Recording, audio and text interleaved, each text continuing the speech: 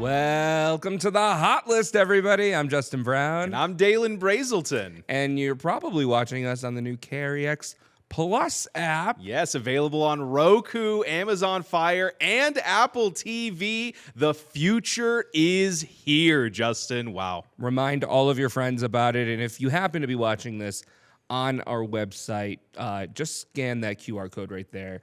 Make sure you download the app. You can see more exclusive content like this because we say things and talk about things that we can't say on cable television. On cable right? television. Yeah.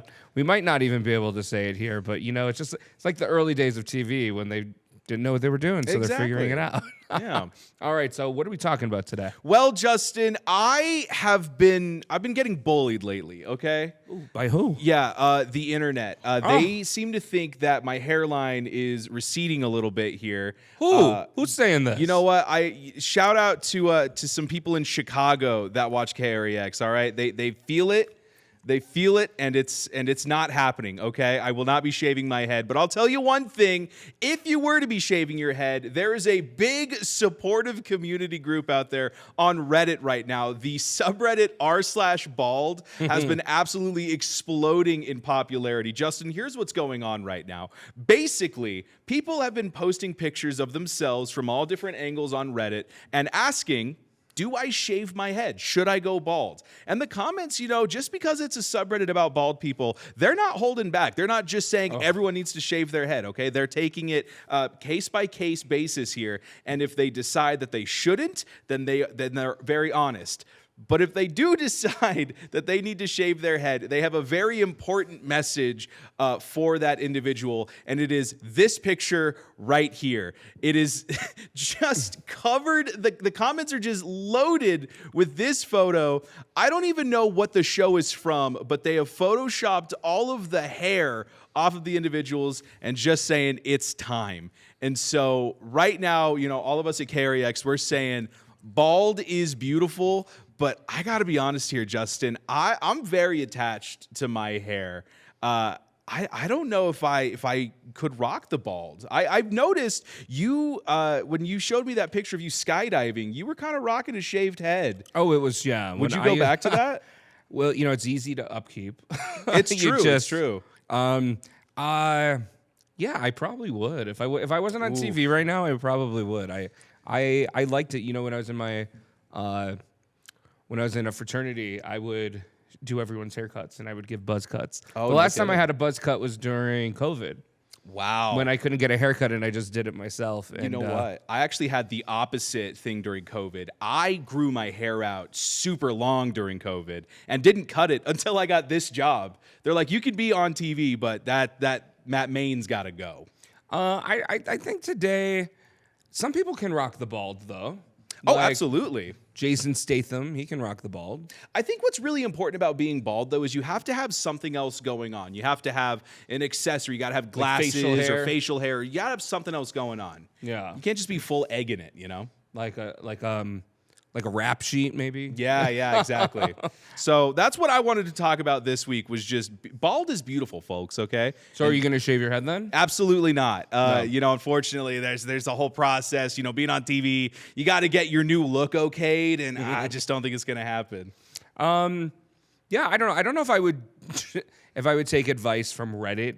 Look, if I want to deep dive into whether or not aliens live in the ocean, or whether if I want to talk about conspiracy theories, then I'll go to Reddit. Right. I don't know if I want a bunch of conspiracy theorists who talk about like space lasers determining how I look. I don't know. We'll just let them vote on policy in Congress and then go from there. Yeah. Okay. So right now people are going on Reddit asking people, should they shave their head? Yeah, and you know what? They're being very nice about it. I got to say, it's a very kind community, which is, a welcome change for Reddit, because these are the same guys that, like when the Boston Marathon bombing happened, I'm pretty sure they were so intent on finding who the person was that they just straight up got like an innocent person in trouble, and it was all Reddit's fault. I don't know. If you want to shave your head, shave your head. If you want to go to Turkey and get a hair transplant, go to Turkey. All the more power to you, Justin.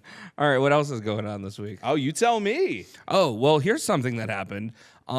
a celebrity mom group is apparently very messy and toxic, and former Disney star Ashley Tisdale. Remember her? I do. Yeah, I love Ashley. Sharpay. We have a picture of Ashley Tisdale. She was Sharpay in High School Musical. She was on Sweet Life of Zach and Cody. She also voiced Candace in Phineas and Ferb. Yeah. Yeah. So she published a viral essay about leaving a toxic celebrity mom group, saying that the dynamic became very cliquish, exclusionary, and that it was emotionally draining. And that the independent group was widely believed to include Hillary Duff. So speculation is that, so there's photos of a group of moms that Ashley Tisdale is part of, and it includes Hillary Duff, Meghan Trainor, Mandy Moore. Although none of them were officially named, Hillary Duff's husband has responded to these claims by mocking Ashley Tisdale's essay. He posted a fake magazine cover calling someone, quote, the most obsessed, self-obsessed, tone-deaf person on earth, which was a clear jab at Tisdale's piece. Yeah, and his caption read, my new interview with Cut added to the shade-driven social media buzz. Oh, wait, no, that's not that. Anyways, he's basically calling her out, saying she's the most tone-deaf person. I don't know. The whole point of this, though, is that there's a celebrity mom group that apparently they're all mean girls, and Ashley Tisdale is calling them out. I didn't know that any of these Disney stars were moms. I had Hillary no idea. Duff has like 4 kids. What? No kid. I haven't thought of Hillary Duff since. What? I mean, yeah, like who? Was Hillary Duff Libby McGuire, was that Hillary Duff? Yes, she was also on Younger, which ran for like 7 years. She was on the reboot of How I Met Your. She was How I Met Your Father. Hillary Duff is famous. She has a new album coming out. No kidding. She's back to singing, huh? Yeah, Wow, Hillary good for Duff. her. Hillary Duff never went away. She has a group there. But anyways, I wanted to talk to you about the idea of toxic friend groups. Have you ever had to leave a friend group because the dynamic was just toxic or messy? Yeah, I had this friend group in high school that we were very tight knit, but as we kind of got older, it kind of became 2 camps of like people that moved away from like our hometown and kind of started our own lives, and people that kind of just stayed there. And it wasn't toxic as much as it was just like we were very clearly not interested in the same things anymore. And even though we bonded over video games and stuff like that, it got more and more like it didn't feel like we had like the best like intentions for each other almost sometimes. So yeah, there was kind of like a big like divide in my friend group that, I mean, at this point, this was years and years ago now, but what started with what it feels like high school petty drama sometimes kind of pushes into adulthood a little bit. And it kind of feels weird to look back and revisit like, oh yeah, that was like the clique back then, Yeah, I think the drama isn't just a high school thing. You say, oh, that's so high school, but drama can be throughout your whole life. I mean, the way I look at it, when I was, in college and in my early 20s, I had so many friends, but nobody has tons of friends. Like when you get older and your friend group starts to dwindle and you can like count your close friends on one hand, that's when you know you have real ones. Yeah, I'm definitely like still in the part where I feel like I have a lot of friends. Like when I was picking out groomsmen, for example, for my wedding, it was really hard to narrow it down. But and I'm very lucky to be in that position. But I tell you what, you bring up like drama feels like that's so high school. The revitalization of drama on Facebook, I feel like really has pushed that into an older demographic where, everyone has drama, but when you're older and you're not hanging out like in a school, it's kind of harder to pick that up, each piece of the drama up. Not everyone's hanging out in a salon all the time. But now that Facebook is really raring to go, everyone is in on the drama and everyone knows it as it's happening, which is so funny. Well, back to Reddit, which you were bringing up. Reddit and Twitter, people are taking sides on this story. It's really like the biggest pop culture story of the moment. Some people are agreeing with Ashley Tisdale's feelings of exclusion, and others are defending Hillary Duff and the group's vibe that they're putting out.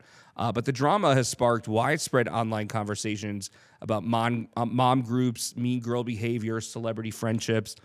I Mandy Moore just seems so perfect and nice and just so what's the word? Like so curated. Like she just almost seems like a Pinterest board that came to life. I could totally, even though I'm a big Mandy Moore fan, loved her in This Is Us, I can picture her being a mean girl. Yeah, I feel like, Ashley Tisdale not naming names makes me more inclined to be on her side on this. Okay. But I will say, to play somebody like Sharpay in High School Musical, there's got to be a little bit of that mean girl in there somewhere. You think And so? It's like, is this the part that's the mean girl? Well, Mandy Moore played a really good mean girl in the movie Saved. Did you ever see that movie? I haven't, no. She played a good mean girl there. I don't know. Maybe. Look, I think sometimes you just have to step away from friendships. I don't know if it was necessarily the right move for her socially to put this out there, but it's a good jab. Definitely good drama to follow, for sure. But yeah, who knows? Maybe she was the problem. Who knows? Only time will tell. It makes me think this would be a really good reality show, like Celebrity Moms, who are, kind of having all this drama, kind of like the Secret Lives of Mormon Wives. Yeah, Secret Life of Mormon Wives meets like, I don't know, if it gets a little crazy, you could do like Jersey Shore-esque, really get some drama going in there. No, Secret Lives of Mormon Wives is insanely dramatic. Is it? Yeah, the one girl cheated on her husband. It's insane. It's a lot, huh? It's a lot. Yeah, Ashley Tisdale, I don't know if I'm on her side, but I'm glad she brought the story up so that we can talk about it. All right, what do you say we get to our hot takes of the week? Yeah, let's do it, Justin. May I? Sure. All right, folks, get ready for this. All right.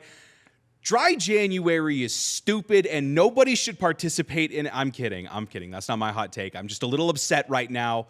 It's going fine. My hot take of the week is that the people that don't believe in New Year's resolutions are the people that need it the most. Look, it's important to always be working towards a goal. And I know a lot of people find it too infatuating to deal with the New Year's resolution and then, oh, what's the point in dealing with it because I'm not going to follow through on it. It's that exact attitude that makes people need that motivation all that much more. Look, I understand New Year's resolutions can be a little gimmicky sometimes, but it's a goal to work towards for the year. And if we are not progressing as people, then what's the point, people? We always need something to work towards. And what better way to start the new year than with a goal that you can work towards? Look, maybe you need to take your New Year's resolution and downscale it a bit, but that doesn't mean you got to throw out the whole concept of a New Year's resolution. All that matters is that you are trying to work towards a better you. And if you don't have something like a New Year's resolution to work towards that, then what's the point of advancing as a society, Justin? What's the point of life then? What's the point of life if you're not trying to improve yourself, Look, I don't like when people who, are very fit, go to the gym all the time, complain that people are coming to the gym during the new year, knowing that they're probably going to fall off track. Like, there are a lot of things that you can say about a lot of people, but when you're going to knock someone for trying to improve themselves, no, I don't like that. Yeah. Look, if you don't think you need a resolution or you think it's too cliche, yeah, then don't make one. But don't crap on someone who's going to make one for themselves. If you're not going to root for someone else, then there's a problem with you. I agree. Yeah, so could I agree with your hot take? There you go. Okay, Justin. Well, I caught a glimpse of yours, and I'm very interested in your hot take. So let's hear what you got to say this week. All right. Well, a dictator got captured, and the Nike Tech fleece that he was wearing sold out. You see it right there on your screen. It's just crazy to me that this is where we are as a society. The internet didn't just say, wow, historic moment when Maduro is captured. Nope. We said, hold on, what is he wearing? Searches spiked, people panicked, bought joggers, because nothing says, I run errands and overthrow regimes like fleece that went viral on geopolitical accident. It's just insane to me. Somewhere in Brooklyn, a guy is unbuttoning his flannel right now, squinting at the news and going, yeah, I want that just overthrown, but still crisp vibe for brunch. It's not fashion. It's a moral power outage, people. Someone was literally doom scrolling like, I condemn everything he stands for, but that fleece is a power fit. This is the first time in history a capture photo turned into a soft launch streetwear campaign. Nike didn't even have to do any marketing. And now Tech Fleece isn't athleisure.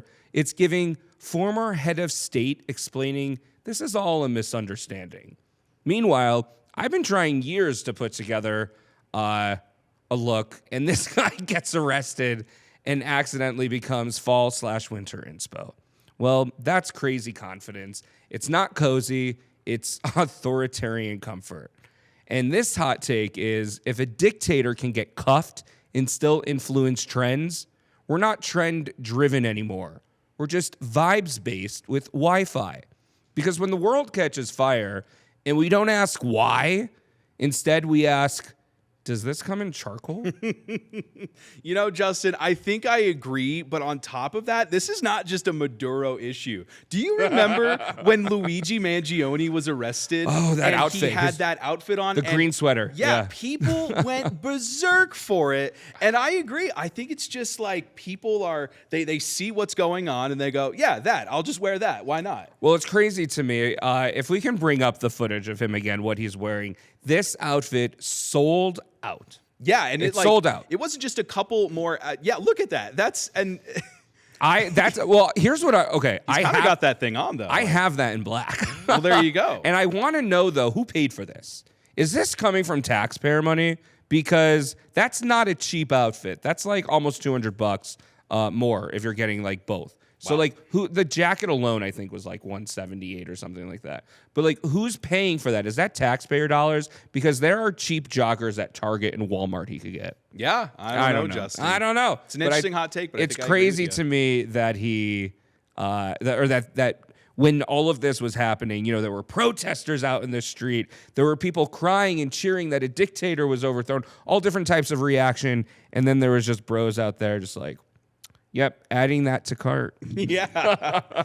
All right. Well, that's another week of the hot list. This is our first hot list of 2026. 2026, yeah. All right. Many more hot lists to come.